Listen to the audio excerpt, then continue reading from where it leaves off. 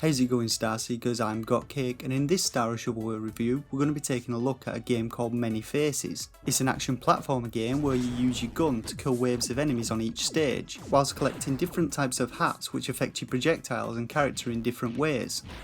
So starting at the main menu we get an 8-bit rendition of Beethoven's Moonlight Sonata and see our character, who looks like Dizzy the Egg's long lost brother, taking a nap on a large phallic shaped rock. Heading into the options, we've got a couple of sound settings and an in-game crosshair which you're going to want to turn on. I'm not sure why it's turned off by default, but this will help you see where you're aiming.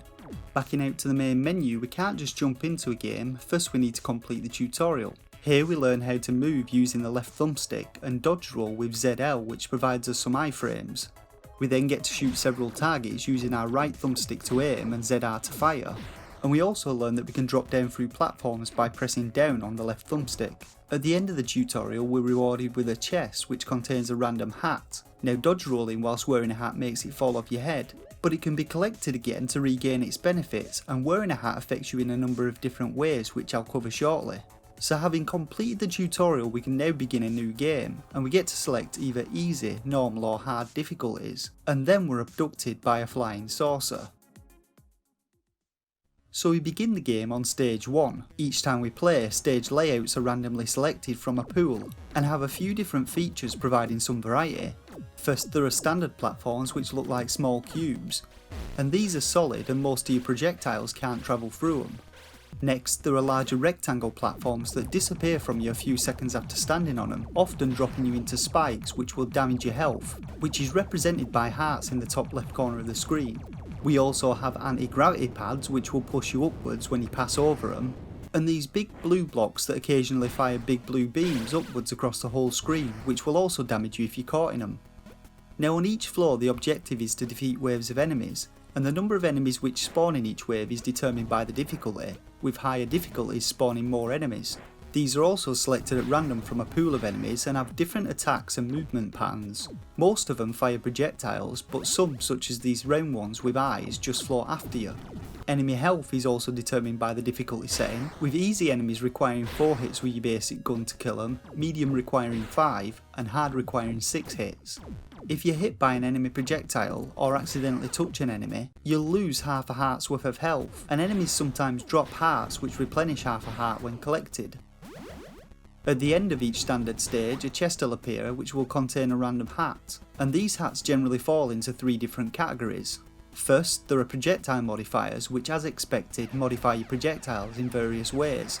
This can range from increasing your projectile fire rate or doubling the damage that they deal, to transforming them into bombs that send out fireballs when they explode, bananas that bounce off walls, or even changing your gun into a short-range flamethrower.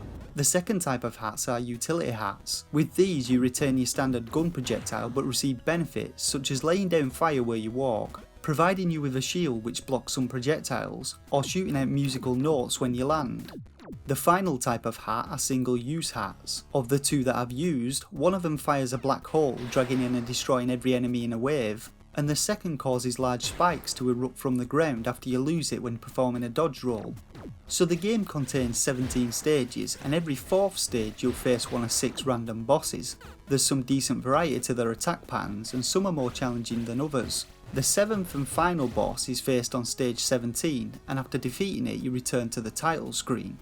So I'll briefly summarise my thoughts about Many Faces. Firstly, I liked the game's visuals. They gave the game a great retro vibe, and the level designs reminded me of Mario Bros on the NES. Variety in both the hats and basic enemies was decent, but I felt there weren't enough bosses in the game. Each run through you'll face 5 of the 7 bosses, which most likely means after 2 runs you'll have seen all the game's bosses. Some of them, including the end boss, are also pretty easy to cheese, and runs on easy difficulty will only take about 30 minutes to complete from start to finish. The game's controls were decent and movement was fluid for the most part, but I don't understand why they bound jump to the B button instead of R or L. This just makes it hard to aim your weapon as well as jumping, which makes stages with vanishing platforms like this a pain. My final and main criticism with the game is its lack of any sort of high score or completion time system, which is why I didn't say the game was an arcade style game in the intro to this review. Without a scoring system, it sort of renders replaying the game meaningless, as once you beat it once there's nothing to compare runs with. So now it's time to rate Many Faces. Now I rate games between 1 and 5 stars, with a shovelware stamp of approval reserved for the worst eShop games. This rating's based on my own personal opinion on what a game has to offer in terms of gameplay and value for money to potential buyers. And for a rating I'd give Many Faces 1 out of 5 stars. The game is well made and its gameplay mechanics and enemies are pretty enjoyable, but the game's length and lack of any sort of scoring system will likely mean you'll play it a couple of times before shelving it to play something else, and I think the price of the game is pretty steep for what you're actually getting. So you can get the game currently with 20% off from the UK Switch eStore for £3.59, or from the US eStore for $3.99. Alternatively, the game's also available on Steam, Xbox One and PlayStation 4.